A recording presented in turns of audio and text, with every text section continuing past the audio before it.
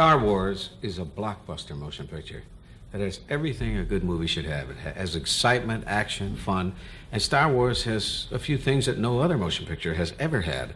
A robot named C-3PO that talks, and one named R2-D2 who just beeps and clicks. It has the fearsome stormtroopers of a galactic empire and a 100-year-old Wookiee, whatever that is. But in addition to all that, the movie has as one of its stars our next guest. She plays a lovely princess who's the pawn in an intergalactic struggle for power. What a movie it is. Please welcome Carrie Fisher.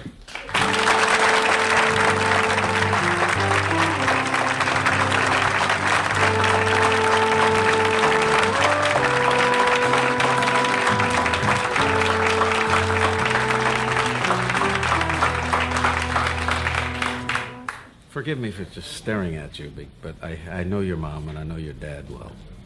And when somebody looks at an offspring for the first time, they say, let's see, do I see some of the mother? Do people do that? The father's yeah, eyes. You got your father's eyes for sure. Yeah, well. Her mother is Debbie Reynolds, her father's Eddie Fisher. I think all of you know that.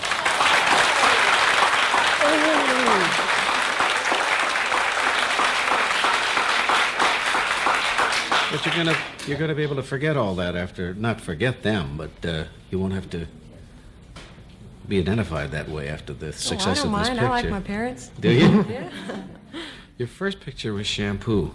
Yes. And I love what you said about it in reading about you. You said it was not really like making a movie because you did it in a home in Beverly Hills and it was like what you grew up around, wasn't it? Yeah, it only took about 2 days. I didn't know what I was doing before I knew it was over.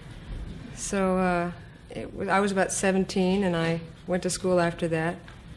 So it's almost as if I don't really remember doing it. It's like how did it happen to you? Did Warren Beatty ask you to do the part or what? No, a friend of mine was in it and he recommended me. He also confiscated the rest of the people, the list of the rest of the people that were up for it. So Warren couldn't call anyone else to get the part. So a little sabotage and you get a role. Now, which brings me to the present movie, Star Wars, since you told how you got that role. I'm told that you just received a letter telling you that the role was yours, and I've never heard of anything like that in all the years I've been in this business. Oh, no. George Lucas saw everyone in California. Anyone who could walk into the office was eligible. So I walked in the office and I was eligible. But I tested for it, as did a lot of other girls, and after about 2 weeks of not hearing, I didn't think I had it, and then they called me and said, you're the princess. That's marvelous. And the Wookiee, by the way, is 200 years old. 200 years old? A 200-year-old. Are you thrilled with what's happening to this movie? Because the last report I got was that it's now ahead of Jaws as far as the weekly grosses are concerned. Really? I didn't hear that. Oh, it's terrific. We never imagined that it would be...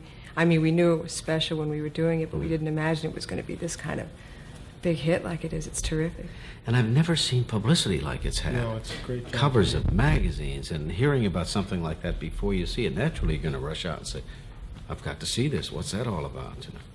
You dropped out of high school at 15. Well, I slid out of high school. It was kind of a gradual thing. I never decided. I was in my mother's chorus, and we were rehearsing all day, and we did the show at nights, and I was on a correspondence course at the time, but what ended up was that they did most of the corresponding, and I never really kept in touch with the school. So. But you weren't that turned on with the school, the way you describe it, the Gucci-poochie kids. Those things in the press, kid, they make those up. Didn't those come out of your lips? That was in People magazine. Didn't that come from your lips? No, the Gucci-poochie? A lot of the stuff. It aptly describes the way a lot of the people Once they dress latch up. on to what they think is a good angle with someone, they're liable to ride you right down. A friend of mine, an actress named Beulah Bondi, an older lady, someone started a story once that she loved elephants. And people send her elephants from all over the world. Next thing she knew, she was married and to one. she's got a trunk full of elephants, and she doesn't particularly care for elephants. And that all just came from just a rumor being started? Oh, it's amazing what can happen. I love cars. Long, shiny cars, fast with engines that idle at 105. Let's start rumors. What do you like? I'll start a rumor about you. Everybody starts sending you things. Oh, dear. Well, I like cars. I like work. Yeah, I do too. Yes, I like work that's a a lot. good wish. Did you grew up around this business? That's all you heard. That's all you knew about. Did you just from the very beginning say that's going to be my life? Yeah, my parents loved their careers, so it was always, they set a very good example for going into show business.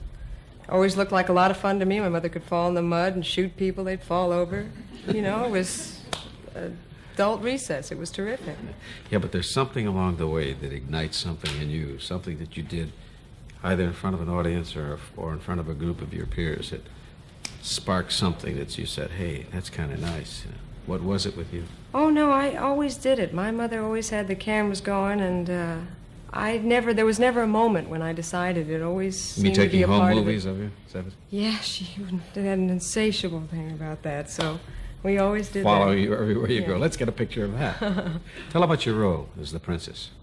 Oh, dear. Well, it's not your damsel in distress, average, everyday, run-of-the-mill princess. She doesn't scream and faint without the guys. She's okay on her own. George has written terrific characters for all of us. He didn't write sort of your, oh, God, please, help me, Mike, please, they're chasing me, the stormtroopers. It's no longer believable, huh? No, she's a very independent girl. She goes swing across, shoots stormtroopers, hangs around with Wookiees and Jawas and sand people, you know. What do Wookiees look like?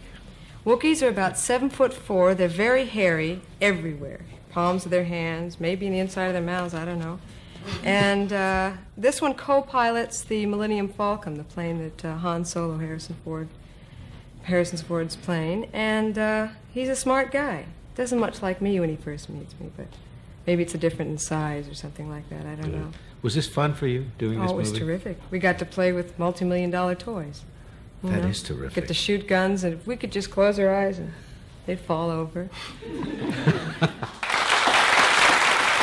meet Carrie Fisher's co-stars right after this.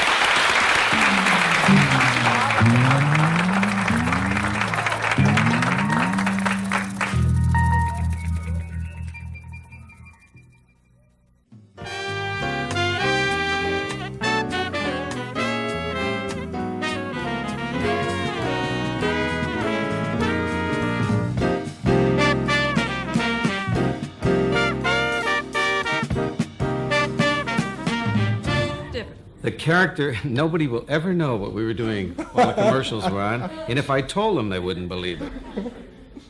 We sang together, Carrie and I sang together for this audience, didn't we? Yes, we sang it. And what's highly unusual is that this is July, and we were singing Silent Night together. But it was fun, wasn't it? You have a beautiful voice, doesn't she, ladies and gentlemen? Would you like sometime when we do something for real? Will you? All right. Come back at Christmas time. We'll be a smash. Yes. God rest ye merry gentlemen. Okay. The character Carrie plays in Star Wars is aided in her struggle by two other good guys. One is named Luke Skywalker, a humble, futuristic farm boy who has to learn that he was born to do great things. And the other is a space pilot named Han Solo, who admits that he's no hero and upon whom greatness has to be thrust. They're played by our next guests, who are Mark Hamill and Harrison Ford. Welcome them, please.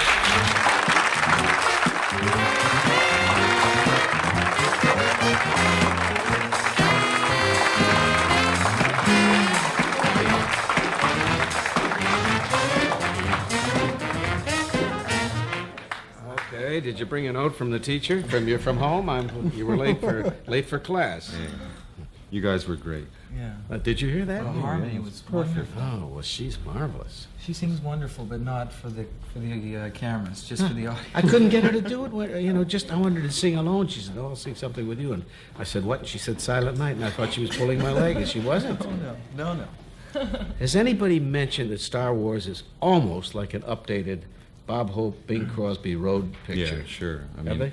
it is a road picture in space, and the characters are the same kind of devil-may-care attitude about the situation. It's not real serious, you know. Yeah. Are you guys stunned by the success as Carrie is? Oh, sure. I mean, we thought it was going to be a good picture, or we wouldn't have been there, but we had no idea it was going to take off the way it had. I've never talked to an actor who has been in a motion picture who knew somewhere along the way, while they were doing it, that it was going to be special. Yeah. I mean, the way and then I was hung around some sets interviewing people, and I understood why. They sometimes shoot them out of sequence. Oh, yeah, and there's so much confusion, and and there's a lot of compromise in making a movie. Right. And you never know whether that compromise, is Gonna work out. Yeah. Now, Mark, you're a good guy in this one, aren't you? Yes. But always on TV, you're always cast as a bad guy, right? Yes. What is it about you that they want him? Well, it started out, they wanted a character who looked innocent and would probably be the last person that anyone suspected to be the bad character. And I just got on a roll. I started getting junkies and snipers and killers and murderers. And the name of the game is just to work. But that's challenging, isn't it, to play things sure like that? Sure it is. That have been done 100,000 times before, and usually better. You figure, well, there's got to be something I can do to make it a little bit different. But I've never played a hero before. I mean, George has given us this great opportunity. I mean, he originally wanted to do Flash Gordon and try to get the rights from King Features Syndicate. Mm-hmm. And I'm real thankful it didn't work out, or Nick Nolte would be sitting here instead of me, But all of a sudden, there was this opportunity for sort of a bumbling, not completely in control, innocent, naive kid who has the opportunity to meet the right character. We were cast as an ensemble. I mean, they had another set of 3 actors, and if they had gone another way, none of us would be here. And they weren't mixing and matching. It wasn't Carrie with 2 other. You mean along the way somewhere they would have stopped and said, no, this is Oh, no.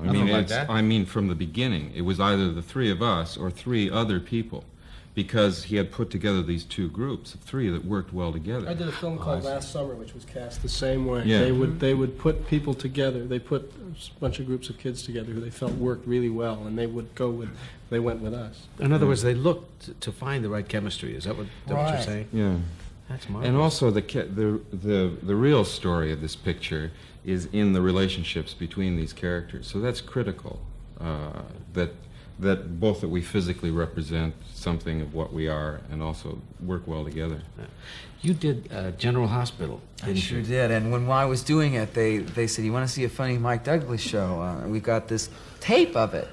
And I said, "Sure." Ray Girardin, you'll remember, played this despicable, wife-beating, awful man, Howie Dawson. And he's really a wonderful guy. He's funny and nice and whatever. And you had Cass Elliot on, who was a big Mama Cass. Oh, boy. She lived for soaps. And she came on the set a couple of times and told me exactly what was going to happen to my character. Oh, you're going to get into drugs? She was right, of course. She knew everything.